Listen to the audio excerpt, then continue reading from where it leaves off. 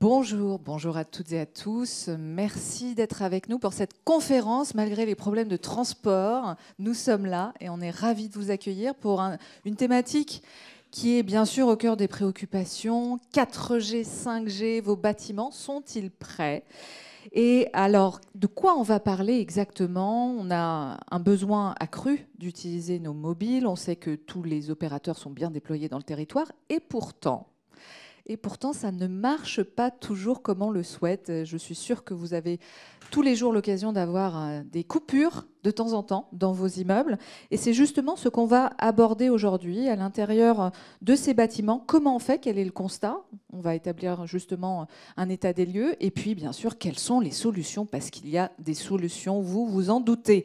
Lors, bien sûr, de cette table ronde, j'ai la chance d'être accompagnée par des experts.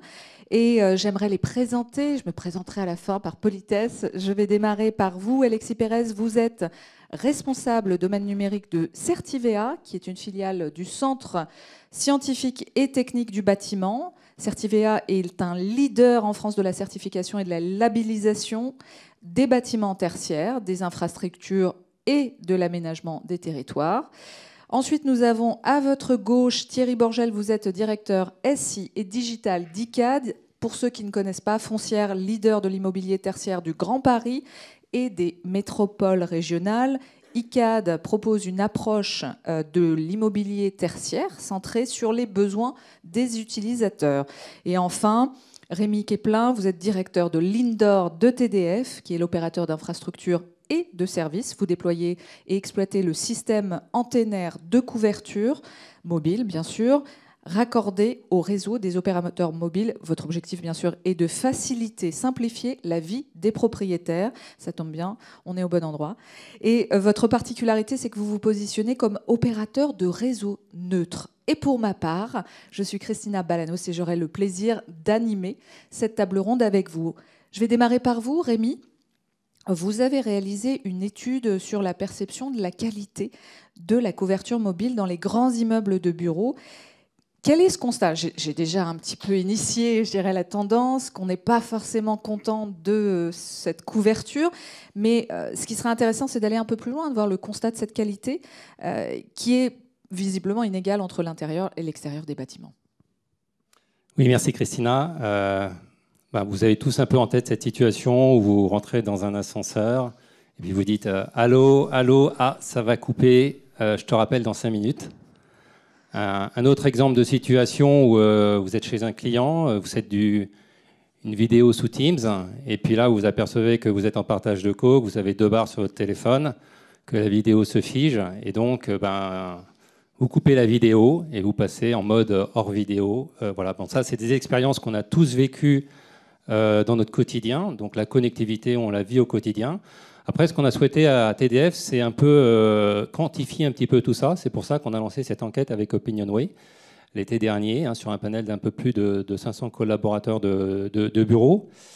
Et alors, je ne vais pas vous passer en revue tous les résultats de l'enquête, mais je vais partager avec vous quelques chiffres, une espèce de best-of des chiffres. Donc, d'abord, au niveau des terminaux, ce qu'on constate, c'est qu'il y a une multiplicité des terminaux, effectivement, dans les espaces de bureau. Donc, on pense bien sûr aux PC, aux téléphones mobiles, mais aussi à tous les écrans qui sont affichés à l'entrée des salles de réunion ou des bureaux, et puis tout l'IoT des bâtiments serviciels. On s'aperçoit que ces terminaux, ils sont tous utilisés. Par exemple, on s'aperçoit que les téléphones perso sont autant utilisés que les téléphones pro dans les espaces de bureau. Et ça, c'est intéressant parce qu'on voit qu'avec le télétravail, il n'y a déjà plus de frontières entre l'espace professionnel et l'espace privé. Eh bien, ce n'est pas uniquement vrai à la maison, c'est aussi vrai dans les espaces de bureau. On s'aperçoit aussi que tous ces terminaux, finalement, ont tous une fonction de vidéo qui est utilisée à peu près 73%. Donc, c'est un taux élevé d'usage de la vidéo.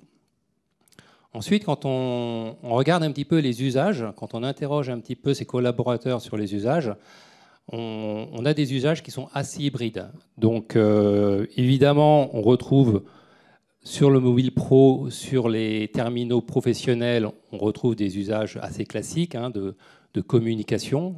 Quasiment 80% des usages de ces équipements mobiles sont dédiés à la communication, donc la voix, le mail, le SMS, la messagerie instantanée.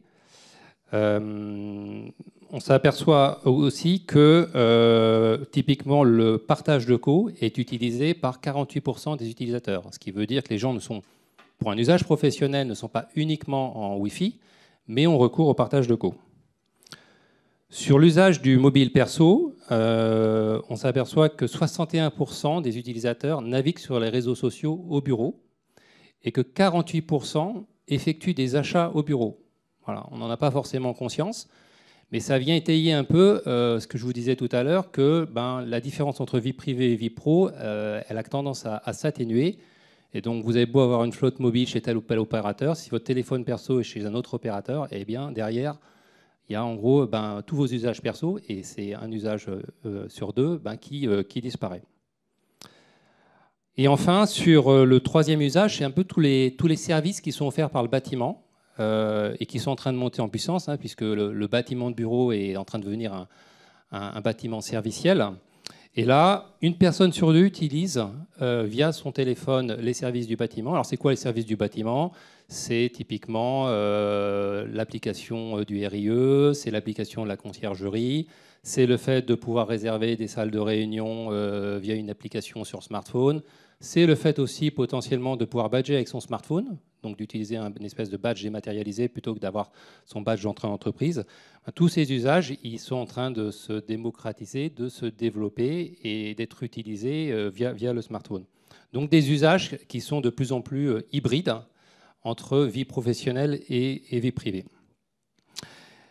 Et au-delà des usages, quand on regarde un petit peu le niveau de satisfaction qu'ont les collaborateurs de bureau, il y en a 55% qui nous disent qu'ils sont insatisfaits de la couverture dans leur lieu de travail.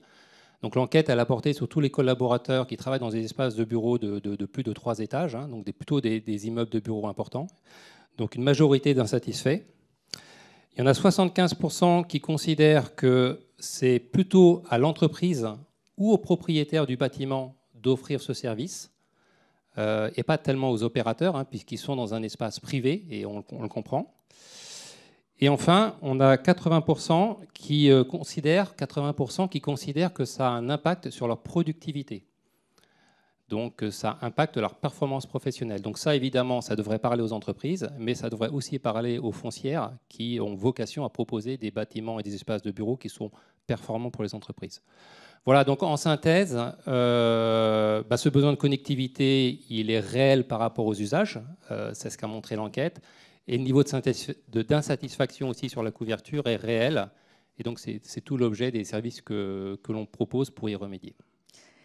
C'est pour ça qu'il faut faire absolument quelque chose rapidement, finalement. Voilà. Je passe à Alexis Pérez. Alexis Pérez, quand vous entendez ce constat, quelles sont les raisons qui expliquent ce manque de couverture? Ça va s'allumer dès que vous allez l'approcher. Okay. Tout le monde m'entend bien? Effectivement, quelles sont les raisons? C'est une bonne question. À la base, les réseaux mobiles, ils ont été conçus plutôt pour prendre en compte la mobilité des utilisateurs, et avec la radiofréquence du téléphone qui passe d'une tour cellulaire à un autre sans que le service soit interrompu. Mais ce qu'on a pu remarquer, et ce qu'on a vu dans un premier temps avec l'étude des TDF, c'est qu'il y a beaucoup d'usages à l'intérieur des bâtiments. Il y a une étude de Sony Ericsson qui met en avant le fait que 80% des données mobiles sont consommées à l'intérieur des bâtiments. Et ça peut poser problème pour plusieurs raisons. La première, c'est qu'il y a un développement des contraintes sur la propagation des ondes à l'intérieur des bâtiments qui peuvent être liées à plusieurs facteurs, comme la hauteur, la densité, mais aussi beaucoup les caractéristiques des matériaux qui sont utilisés dans les bâtiments. Donc, ce qu'on remarque, c'est avec l'évolution des réglementations thermiques, il y a eu des améliorations sur l'étanchéité, l'isolation des bâtiments. Il y a aussi eu pas mal d'évolutions sur les vitrages, avec la généralisation du double vitrage, des vitrages thermiquement renforcés. Et c'est de là que peut venir le problème, parce que dans ces vitrages, il y a l'ajout d'une couche métallique avec des microparticules de zinc qui peut venir bloquer la propagation des ondes à l'intérieur du bâtiment. Pour donner un ordre de grandeur, un simple vitrage, ça va diviser par 2 la puissance de l'onde, alors qu'un double vitrage, ça peut diviser jusqu'à 100 la puissance de l'onde qui va rentrer dans le bâtiment. Donc déjà, il y a ce problème. Il y a aussi les enjeux relatifs à la fréquence ou à la largeur de bande de fréquence, sachant que plus une fréquence est élevée, moins elle pourra pénétrer à l'intérieur des bâtiments. Et plus le temps passe, plus on est sur des générations mobiles qui sont sur des fréquences de plus en plus élevées, comme la 5G qui est sur une fréquence plus élevée que la 4G. Donc du coup, ça va aussi poser des problèmes pour la propagation des ondes. Donc on a à la fois l'augmentation des contraintes qui sont liées aux matériaux dans lesquels les ondes ont plus de difficultés à entrer, et l'augmentation de la fréquence aussi de ce que je disais avant, de la 4G, de la 5G, etc. Mais je voudrais finir en disant qu'il ne faut pas opposer la performance énergétique des bâtiments avec la qualité de la couverture mobile. En France, le secteur du bâtiment, c'est le secteur qui consomme le plus d'énergie, et on va avoir besoin de réduire nos consommations énergétiques. Il y a une réglementation qui s'appelle le décret tertiaire qui oblige tous les bâtiments de plus de 1000 m² tertiaires à atteindre certains niveaux de performance énergétique. Donc ça va passer par de la rénovation, de l'isolation, de l'amélioration du vitrage des bâtiments. Donc du coup, forcément, il y aura des problèmes dans les bâtiments, et forcément, on a aussi besoin d'avoir une bonne qualité de connectivité intérieure. Donc on va avoir besoin de faire les deux en même temps. Mais la bonne nouvelle, c'est que si on anticipe ces problèmes, eh ben on peut y pallier. Mais ça, je pense qu'on en parlera juste après. Tout à fait. Rémi Quéplin, qu'est-ce que vous en pensez? Est-ce qu'il y a, effectivement, on a vu la construction des bâtiments, les matériaux, notre problématique quand même de réduire notre consommation énergétique. Est-ce qu'il y a autre chose comme raison? Alors, Alexis a, je pense, bien développé le sujet. C'est vrai que les opérateurs ont eu l'habitude de déployer essentiellement des relais en outdoor, sur les toits des immeubles. Ces relais, ils ne sont pas toujours en visibilité directe des immeubles. Et pour les problématiques de passage des ondes au travers de toutes ces structures, de ces vitrages, etc., on se retrouve avec des niveaux de champ à l'intérieur des bâtiments qui sont faibles. L'impact, c'est quoi? C'est que du coup, ça induit une montée en puissance des téléphones mobiles pour essayer de capter ce signal, pour essayer d'avoir un bilan de liaison qui soit optimal entre l'antenne, qui n'est pas forcément visible, et puis le téléphone, avec des champs rayonnés au niveau du smartphone qui sont importants. Voilà. Donc ça crée, en forçant simplement le signal extérieur à rentrer dans le bâtiment, on fait monter tout le système en puissance, pour finalement une qualité de débit qui est pas satisfaisante. Voilà. Et c'est cette problématique qu'au travers de la couverture indoor, en fait, on cherche à résoudre. Alors le constat est fait, on l'a bien entendu, l'accès de la couverture mobile de qualité est un prérequis aujourd'hui, puisqu'il y a de nouveaux usages qui se sont rajoutés, comme Rémi Quéplin le disait, avec aussi l'utilisation de la 5G. Thierry Borgel, est-ce que ce sont, vous, en tant que foncière, je dirais, chez ICAD, est-ce que ce sont des problématiques que vous constatez également de votre côté? Alors bonjour à tous. Oui, tout à fait. Ce sont des problématiques tout à fait actuelles. Et d'ailleurs, la 5G, c'est vraiment une opportunité pour moderniser en fait nos services de connectivité, et puis pour résoudre des problèmes lorsqu'ils sont constatés. Donc c'est une opportunité incroyable de pouvoir résoudre ces problèmes. Alors, ce que je veux dire, c'est que chez ICAD, ce problème-là, on l'a identifié également, et que pour nous, on en fait un sujet de must-have. C'est-à-dire que la connectivité indoor chez ICAD, c'est un must-have. Alors, c'est d'autant plus vrai depuis cette hybridation des usages et depuis effectivement ces constats de hausse de besoins en bande passante. Et ça, effectivement, ce sont des constats qu'on peut mesurer. Donc, on a de plus en plus de bandes passantes consommées dans les immeubles. Et donc, il faut être capable de répondre à cette attente aujourd'hui et surtout aux attentes de demain. On entend parler beaucoup de la 5G, on rêve tous d'en avoir, certains l'ont déjà, d'autres pas encore, on hésite à changer d'opérateur pour en avoir un meilleur réseau. Et est-ce que réellement la promesse de la 5G est vraie? Spoiler. Spoiler. Alors, chez ICAD, nous, on a mené 2 expérimentations 5G, une sur notre siège et une sur un bâtiment i5 à La Défense, avec des technologies, des configurations un peu différentes. Et ce qu'on a testé, c'est à la fois la technologie, mais également les usages.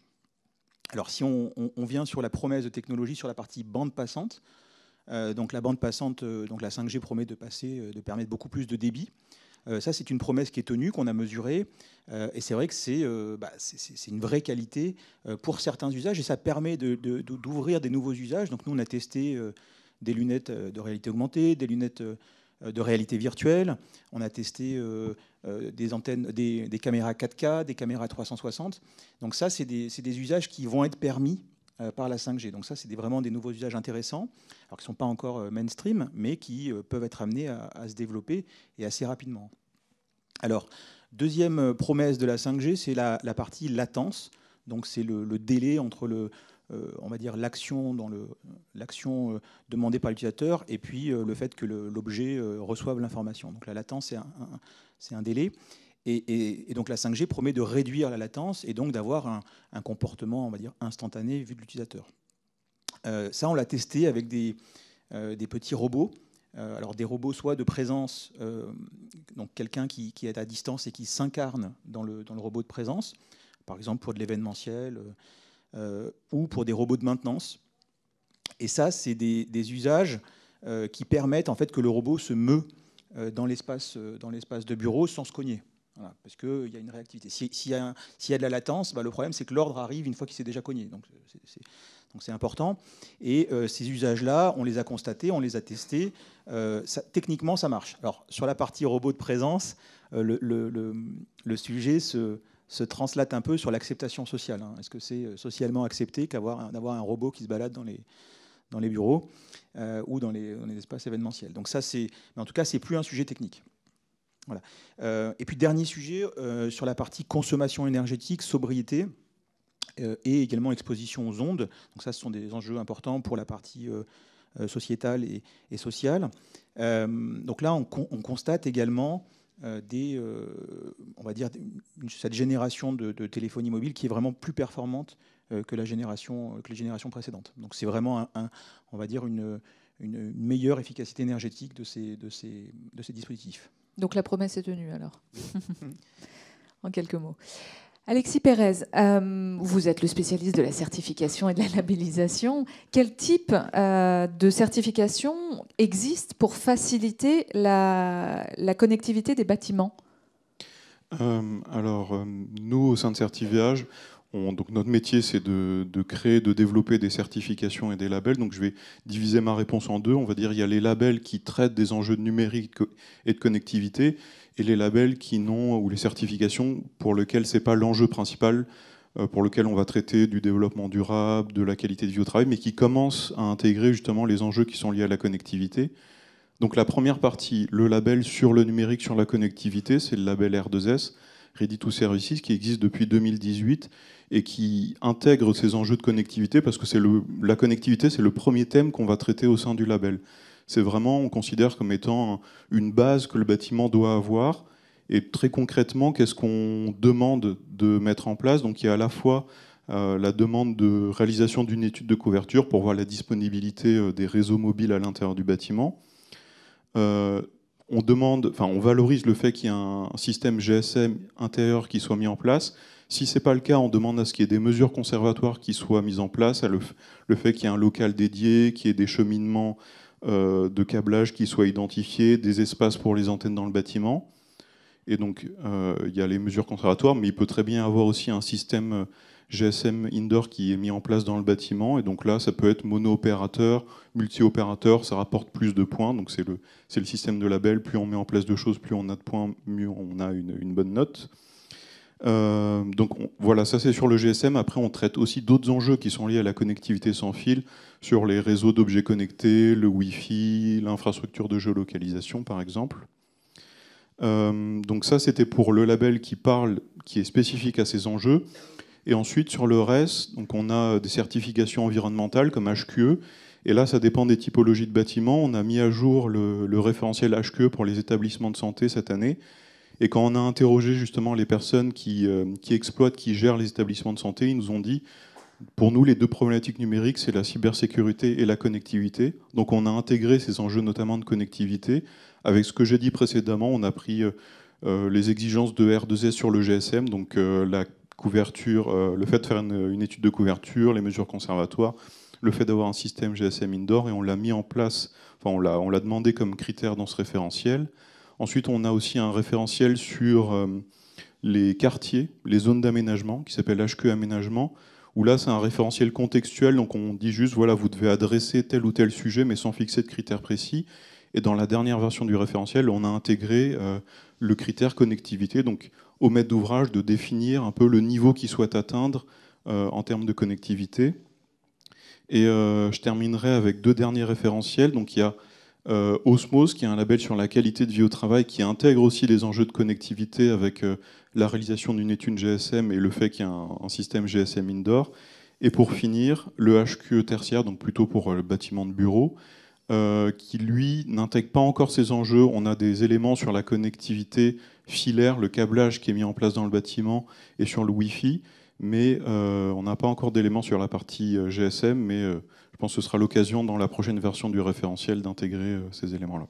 Ce qui est certain, c'est qu'il en existe des certifications pour justement accompagner les entreprises. Rémi Quéplin, qu'en est-il des solutions techniques pour pallier à ces problématiques? Alors sur les solutions techniques, pour assurer une couverture mobile indoor à l'intérieur des bâtiments, en fait, on a 2 typologies de solutions. On a une première typologie qui concerne plutôt des petits bâtiments et qui va se baser sur la mise en place de répéteurs. Donc ça convient bien pour apporter un petit complément de couverture sur des surfaces qui sont petites. Et puis sur des bâtiments de plus grande taille, il faut passer à un système plus développé qui s'appelle le DAS. Je vais un peu vulgariser son fonctionnement. Donc DAS, c'est pour Distributed Antenna System. En fait, c'est un système d'antennes distribuées que l'on va déployer à l'intérieur du bâtiment. Donc vous savez que ce DAS, il diffuse les signaux des 4 opérateurs de téléphonie mobile. Donc on va avoir dans un local à l'intérieur du bâtiment typiquement l'ensemble des systèmes radio, donc des 4 opérateurs, donc matérialisés par les baies que vous voyez en bas à droite sur ce schéma-là. Chaque opérateur va installer sa station de base, donc Orange, SFR, Bouygues et Free.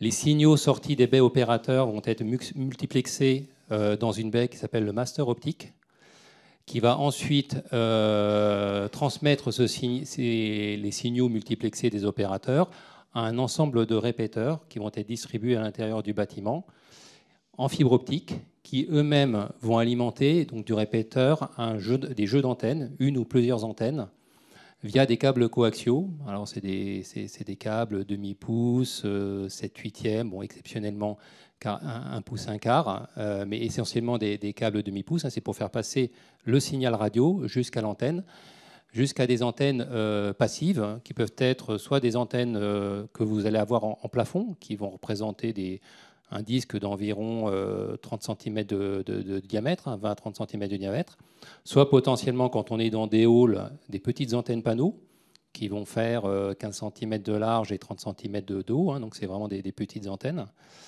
Donc ça, c'est typiquement un DAS, ce qu'on appelle hybride, qui va mélanger à la fois des équipements actifs, qui sont les répéteurs que vous voyez à droite, et puis des antennes passives qui sont distribuées à l'intérieur du bâtiment et qui vont faire passer les signaux de l'ensemble des opérateurs, donc 3G, 4G, 5G, sur une même antenne. Après, on peut avoir des systèmes un peu différents, ce qu'on va appeler des DAS actifs, où finalement l'élément répéteur, donc l'élément qui va amplifier le signal, il va être directement intégré dans l'antenne.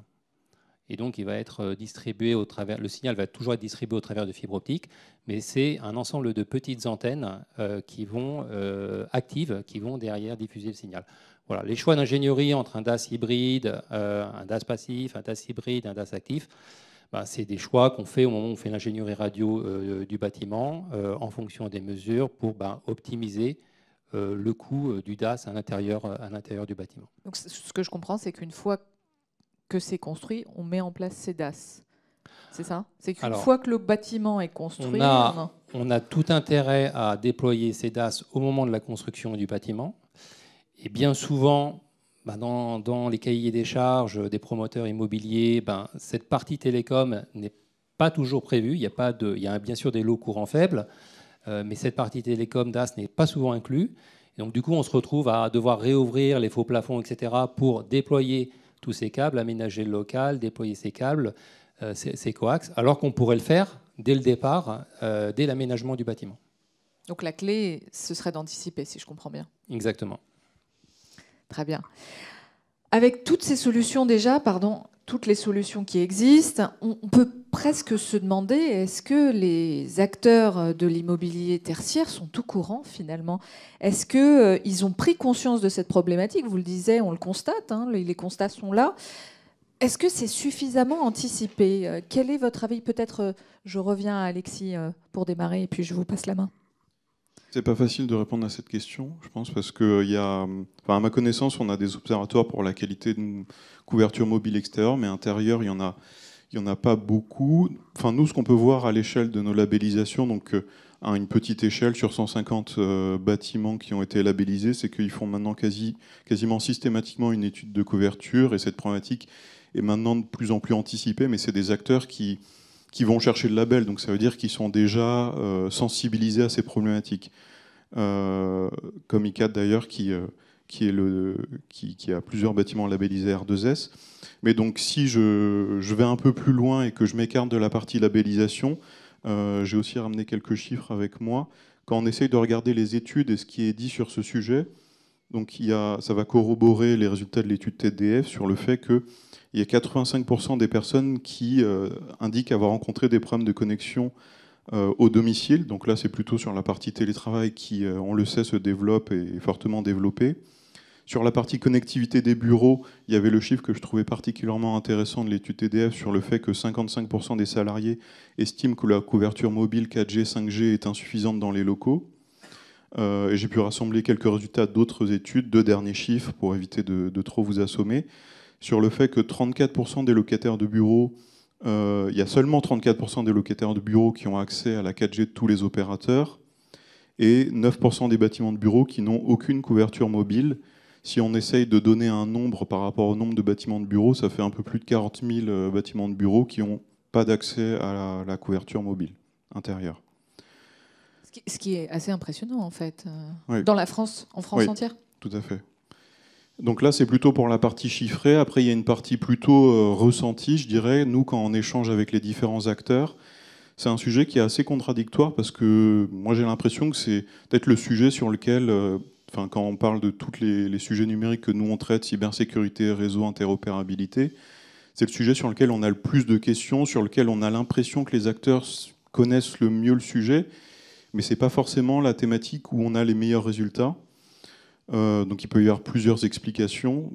Peut-être le fait que, par habitude, parce qu'avant on n'avait pas forcément besoin de mettre en place des équipements, la couverture naturelle était suffisante pour assurer tout ça. Donc maintenant il va falloir faire comprendre qu'il va falloir payer pour assurer un service qui était présent gratuitement avant. Et aussi parce que peut-être le fait que les acteurs qui construisent et qui rénovent les bâtiments, ce n'est pas forcément les mêmes que ceux qui les occupent. Donc c'est-à-dire que si cette problématique n'est pas anticipée par les maîtres d'ouvrage, eh ben, ça aura des effets négatifs sur la phase d'exploitation. Voilà ce que je peux dire. Thierry Bourgel, de votre côté, en tant que foncière, est-ce que c'est intégré finalement dans le processus pour vous? Alors la clé, Rémi et Alexis l'ont dit, c'est l'anticipation.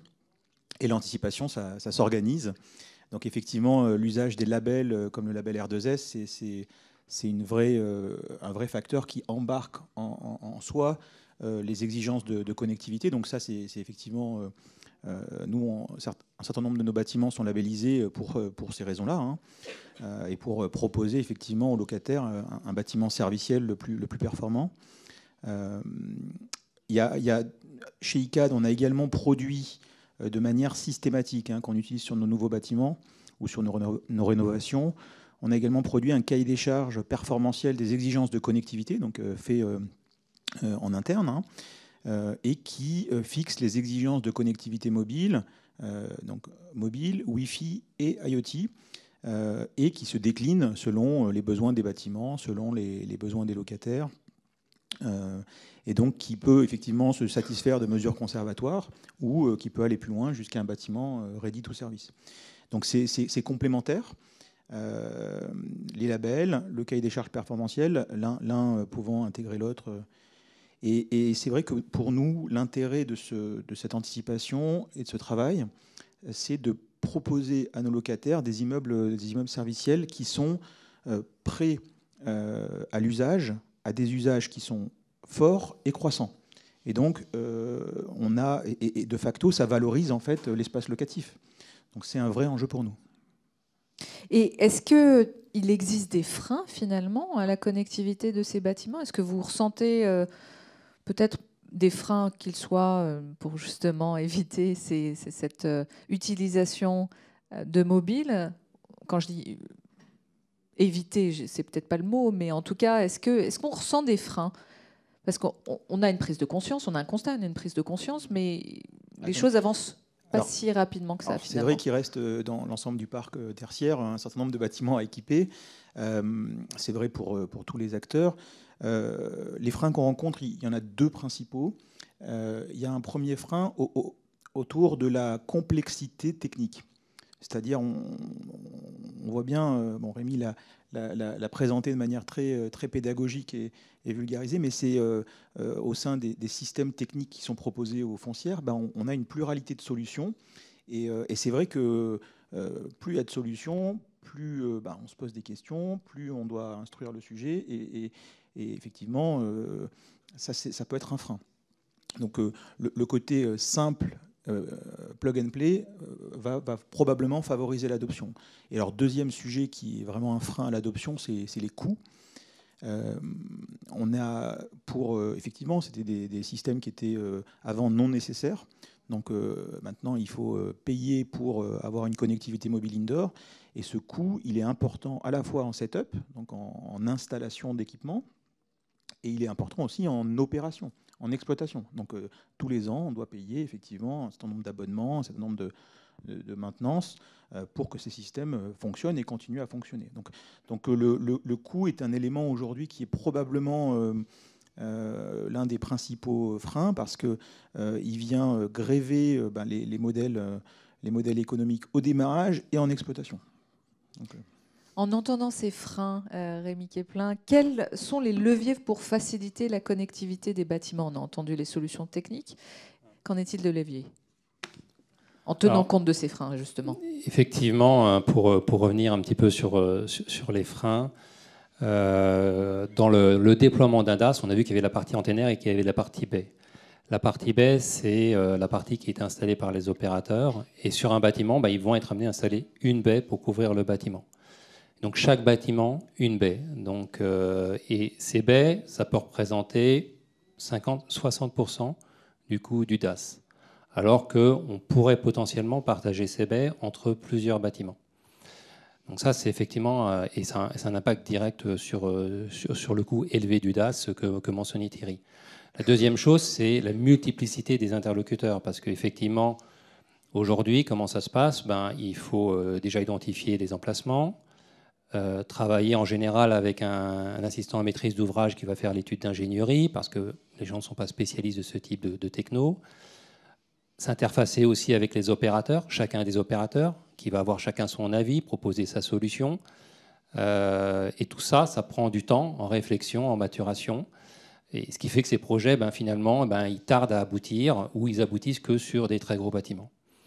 Alors, on a pris effectivement à TDF conscience de ça et on a développé une solution qu'on appelle l'architecture BTS Hôtel, que je vais essayer de vous vulgariser, qui consiste en fait à dissocier la partie baie de la partie système antennaire.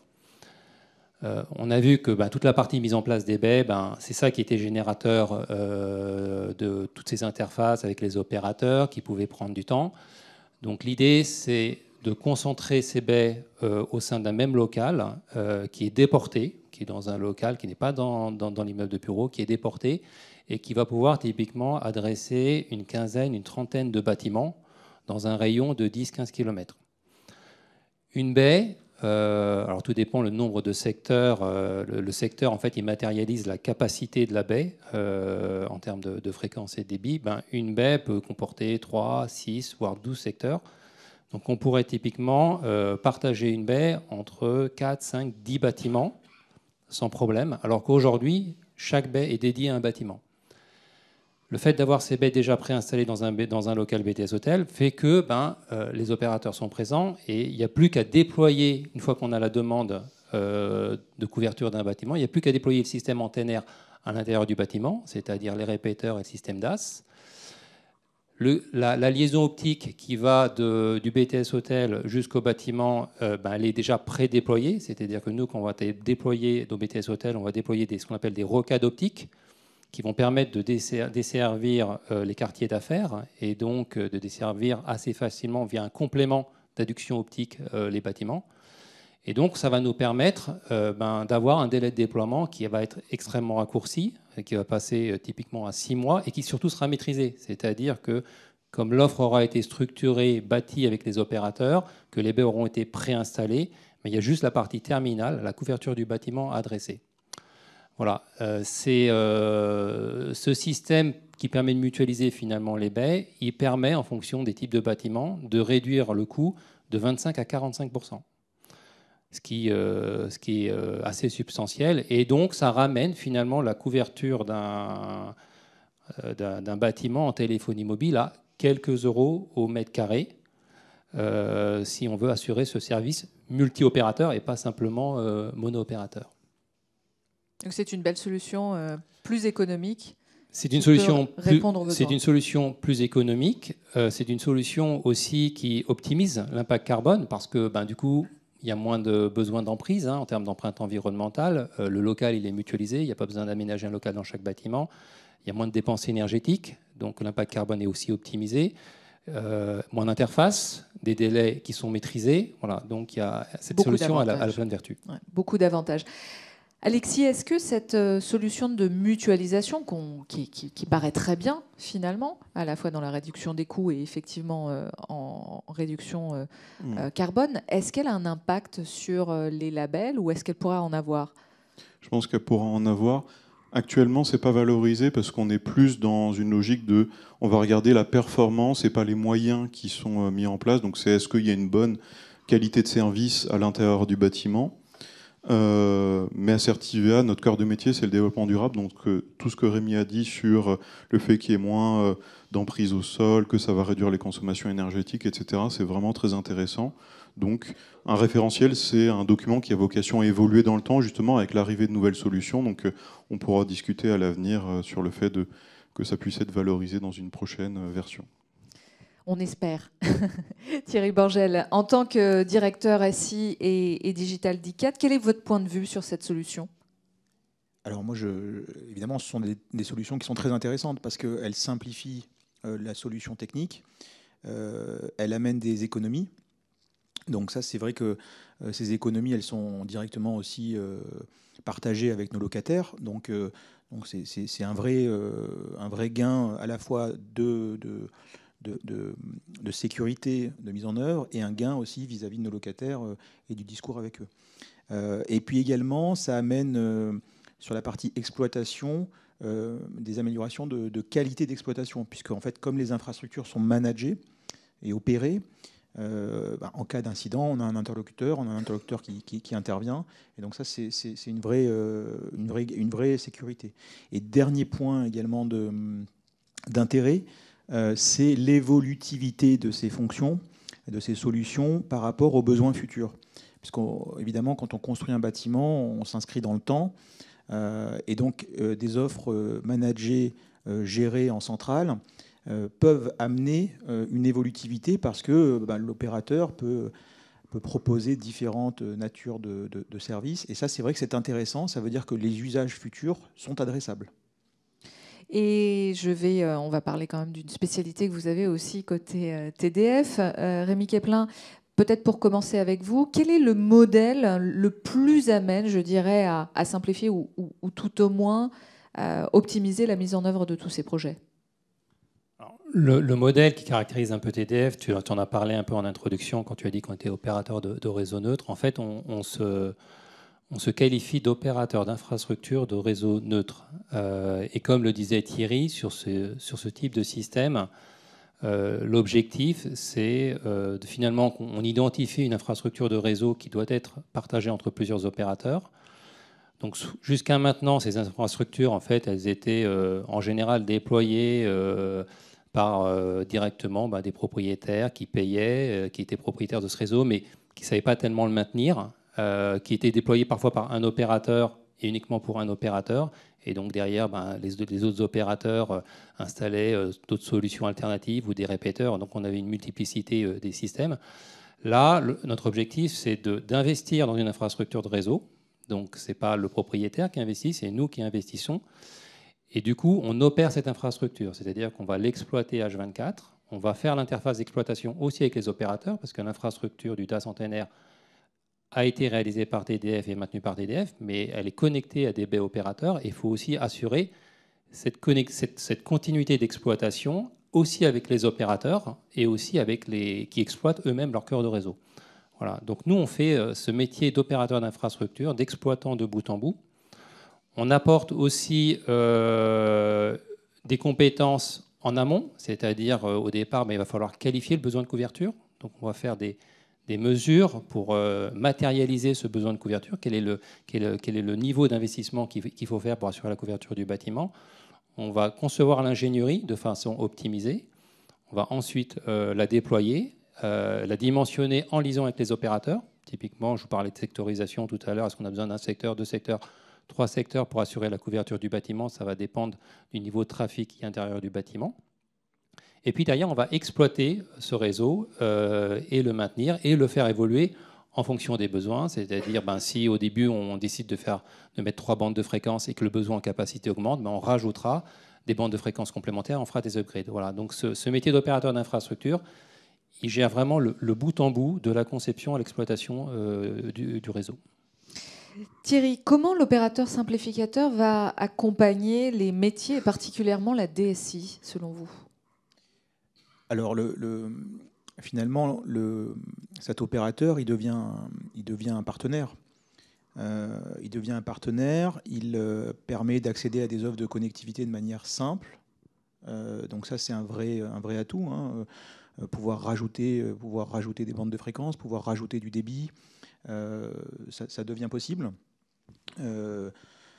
Il y a également cette baisse de coûts qui crée une relation qui est plus simple. Souscrire un service devient moins une décision compliquée à prendre. Et puis, effectivement, quand on veut devenir un bâtiment serviciel auprès de nos locataires, l'enjeu, c'est que l'occupant, finalement, ne le voit pas, ce service, parce quand il fonctionne bien, il ne se voit pas. Et donc, là, ça veut dire qu'en amont de la fourniture de ce service, on a effectivement travaillé avec un partenaire pour anticiper justement les natures de services qui vont être proposés et pour que ces services soient consommés finalement et monitorés en back-office pour qu'on puisse fournir, par exemple, de la connectivité lors d'événementiels, par exemple, de la connectivité dédiée sur tel ou tel type de locataire qui a besoin de bande passante. Voilà, donc ça, c'est des usages qui sont très intéressants. Et c'est vrai que d'avoir un relais, un partenaire sur ce type de service, ça ouvre des perspectives pour un acteur comme ICAD. Merci beaucoup à vous. Comme on a parlé de beaucoup de choses, on est parti du constat qu'il y a un sujet sur la connectivité, sur les besoins aussi inhérents à notre usage aujourd'hui. Il y a des solutions. Si on devait conclure, chacun de vous, que diriez-vous? Qu'est-ce qu'il faut retenir? Je vais démarrer par vous, Alexis. C'est une vaste question. Peut-être reprendre un point que j'avais évoqué avant, c'est que tous les acteurs de l'immobilier savent qu'on est face à un mur de rénovation qu'il va falloir franchir. Et donc, du coup, ces rénovations, ça va créer peut-être des problèmes de connectivité intérieure. Donc, les grands acteurs de l'immobilier, ils sont au courant de ces sujets, ils sont sensibilisés. Mais je ne pense pas que tous les acteurs de l'immobilier le soient. Donc, c'est continuer à transmettre le message, à évoquer ces sujets et à faire des conférences comme celle-ci. Thierry. Moi, je dirais que la connectivité mobile et connectivité au sens large, d'ailleurs, sont des piliers de cette transformation du bâtiment en bâtiment serviciel. Sans connectivité, point de salut, en tout cas point de service. Donc on va dire un aspect fondation de ce sujet qui permettra derrière, effectivement, de déployer plein de services à valeur pour nos clients. Et Rémi, pour terminer. Je vais embrayer sur ce que disait Thierry. Je pense on a vu que les usages se transformaient, que ces usages en fait, de mobilité ils sont directement associés à la performance des collaborateurs qui sont au bureau. Et quand on présente ces solutions de connectivité finalement aux différents propriétaires, elles sont plutôt séduites, elles sont plutôt demandeuses. La question, c'est de savoir finalement comment on finance tout ça, quoi. Parce que